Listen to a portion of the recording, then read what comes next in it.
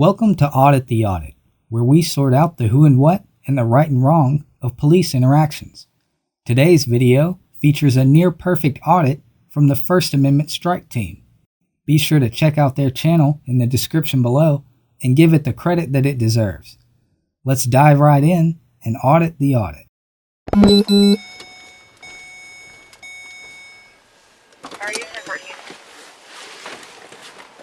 Hey there. On March 31st, 2018, Officer Romero of the Pueblo Police Department in Colorado made contact with Auditor Sean O'Connell as he was taking pictures of the police department building from a public sidewalk. How are you? Excuse me, sir. What are you doing? Hey. Hey.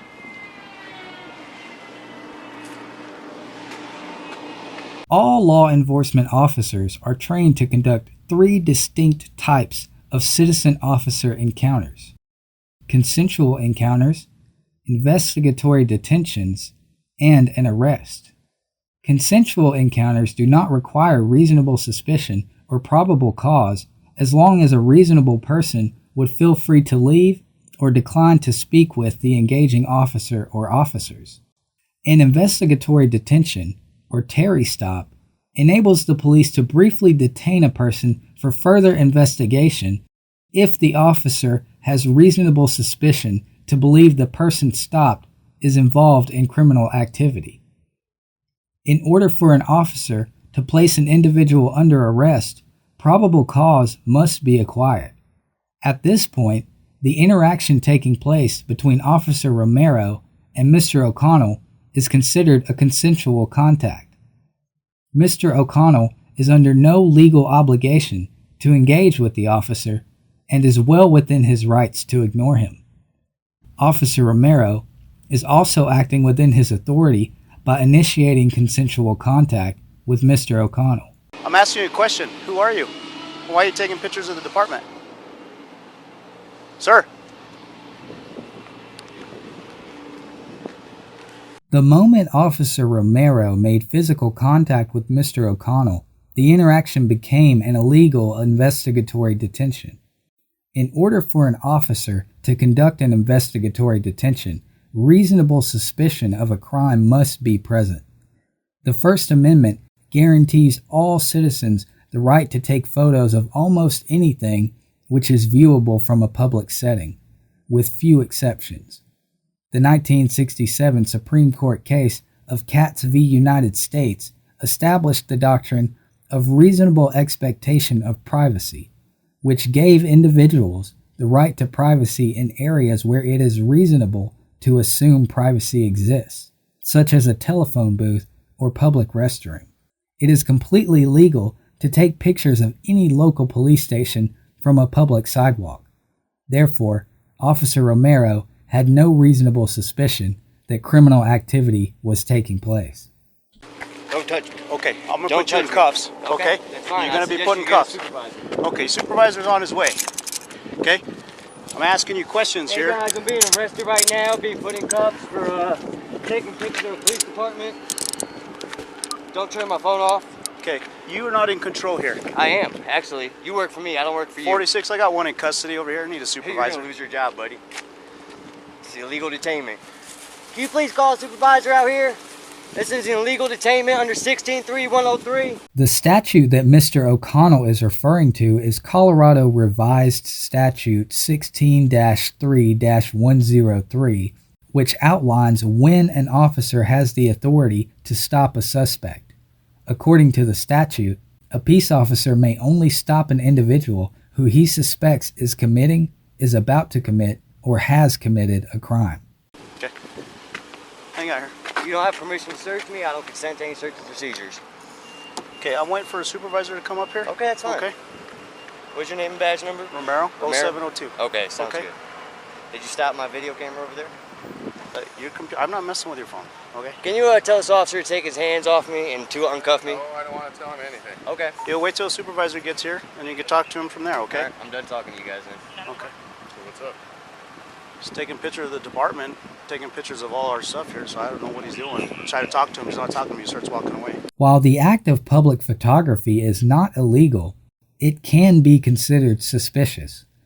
Officers are allowed to make consensual contact with citizens who are photographing in public, but officers cannot conduct an investigatory detention unless they have reasonable suspicion of the occurrence of a crime.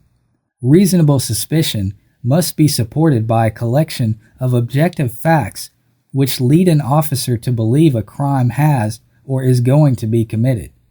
Mr. O'Connell is on a public sidewalk in the middle of the day. There is no obvious evidence of a crime occurring. Is that a reason to cuff me? Yeah, Is that you're reasonable being articulable detained right suspicion? now. Yeah. For what? For what crime? Yeah, no, it's reasonable suspicion. Of what crime? Okay. You have to have reasonable suspicion of a crime to detain somebody. I am not going to speak to you. That's You can fine. speak to my supervisor when he gets here. You have me in cuffs right now. Okay, yeah. You're So I'm being gonna detained talk- at the moment. Yeah. Because you're ignorant. Okay. What's that? You're wearing your corporal? Yes, sir. Okay.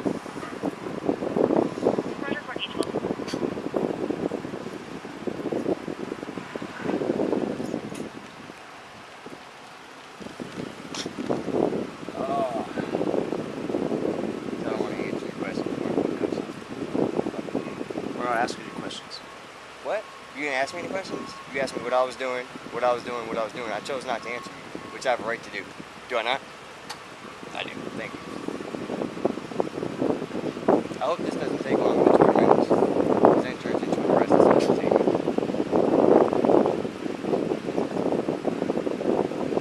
Hey guys, if I'm still live streaming, call the Pueblo Police Department. Let them know officers Romero and Waring, something like that, are both detaining me illegally outside the Pueblo Department. I don't even know what street this is.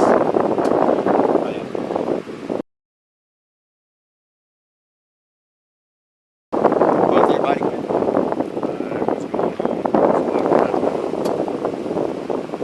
Is yours on? It's always on.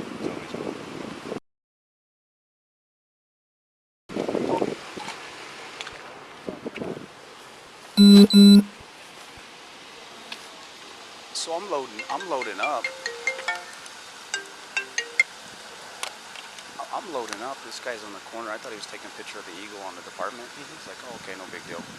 So I start, putting myself in my patrol vehicle. So he walks past it, and I was like, oh, he's leaving. Can you answer? Can't talk right now, I'm busy. So he starts walking, so I back up, and then he's up next to this corner now taking pictures. Like, what is he doing? Officer Romero admits that the only reason he stopped Mr. O'Connell is because he was taking pictures in public. There was no circumstantial evidence produced to establish reasonable suspicion for the officer to conduct an investigatory detention. So then he comes over, he starts taking pictures. Oh, it looks like he's taking pictures of these signs. I don't know if he's taking pictures of these cars or He's what. part is of an it? organization called the First Amendment Strike Team. Is he? Yeah, so Okay. he's trying to see what we're going to do. Okay. He has every right to do that. Okay, and that's fine with that. I don't have. an issue. Uncuff him. I like Uncuff him. complaining against this officer right now. Uncuff. Because I did nothing wrong. I was not breaking the law. This officer just illegally detained me under CRS 16-3-103. I've seen your video, sir, and I know Okay. exactly what you're talking about. Who am I? First Amendment Strike Team. Okay. I know exactly who you are. Exactly. Um, So you know I'm not out here doing anything illegal. I do. No, nothing. I do. And I'd like to file a complaint against this officer for There's two- deprivation of rights. You can actually go into the department.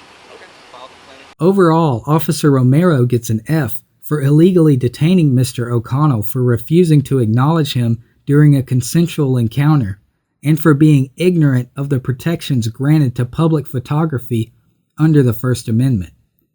Mr. O'Connell gets an A+ for immediately asking for a supervisor, citing the exact statute which the officer was violating, and remaining silent throughout the majority of his detention.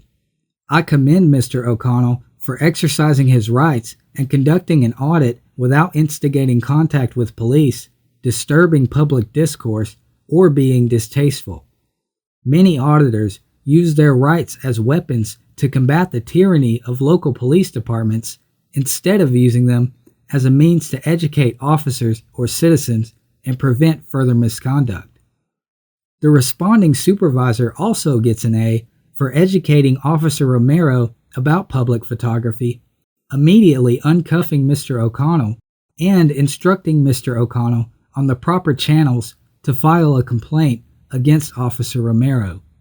This illegal detention eventually cost the city of Pueblo $41,000 after Mr. O'Connell sued the Pueblo Police Department for violating his constitutionally protected rights. The suit also included major changes to the policy of the Pueblo Police Department regarding public recording. This audit was one of the most successfully implemented audits in recent history, and many officers and citizens could benefit from the educational value offered in this interaction. Let us know if there's an interaction you would like us to audit in the comments below, and don't forget to like and subscribe for more police interaction content.